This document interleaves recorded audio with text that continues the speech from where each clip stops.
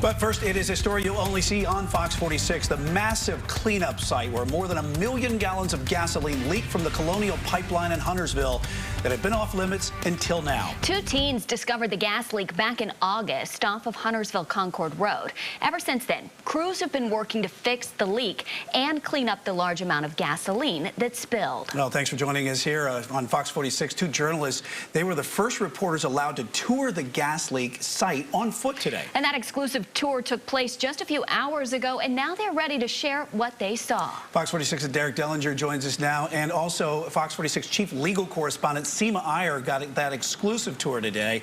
They join us now live near the spill site with what they saw. First of all, the big question, exactly what did you all have access to? Well, I'll start off here and basically say we should mention off the top as far as what we did have access to. We had a chance to see the site immediately around where the pipe was and also immediately to the south of it. We should mention that this visit here did come with one condition here. We could report on what we saw, but we could not bring a camera along. Colonial said this was specifically for safety reasons. We do want to give you a bit of a map, kind of a bit of a show you as far as what exactly was out here, though. A lot of the work's still being done, but you see the star on your screen there. That star, by the way, is where that a leak was initially discovered and where a lot of the work has been centered. A large part of the work is happening underground right now. What we did see was a lot of dirt. You could not really see any exposed pipe. You could also not see any gas coming up from the ground either, and that's an important note here because a lot of the work right now is happening underground. That pipe that had the crack, by the way, has since been replaced in that area. Well, Seema, this question is for you. You've been looking into the potential lawsuit that may be filed on behalf of the people living closest to that leak. Did you find anything that stuck out for you?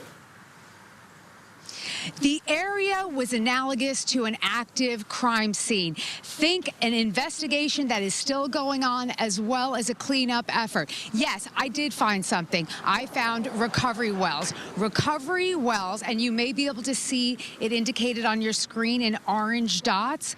That indicates to me as a lawyer both harm and a potential continuing harm. Now, the recovery well, the purpose of it is to capture the leak and contain the plume that is still ongoing. Now, the first recovery well was installed approximately 2 weeks after the incident on September 1st. As of the January 20th site assessment report, there have been 50 recovery wells installed, and recovery wells are still being installed. So the harm could potentially be ongoing at this point. Brian? All right, and Derek, here, we've heard people wanting more information on the leak itself. Colonial is set to answer those questions, right?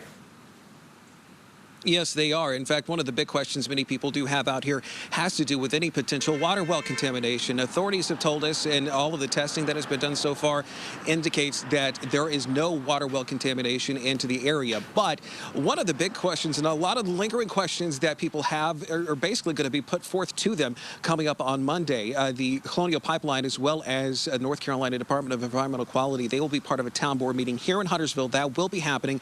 We'll be there for it, by the way, and they are set to be answering questions not only from town people, from the town board, but also people here in the town and people living around here that want some answers to some of those lingering questions.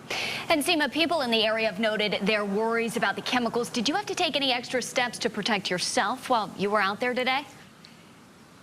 And Wyatt, the lack of protective gear that I was adorned in, and Derek, and I'm going to show it to you here. I've got my safety glasses, a hard hat, as well as this reflective vest. The lack of PPE indicates the lack of danger at the present time. So that is very good for the residents, and it's good for Colonial Pipeline's potential lawsuit.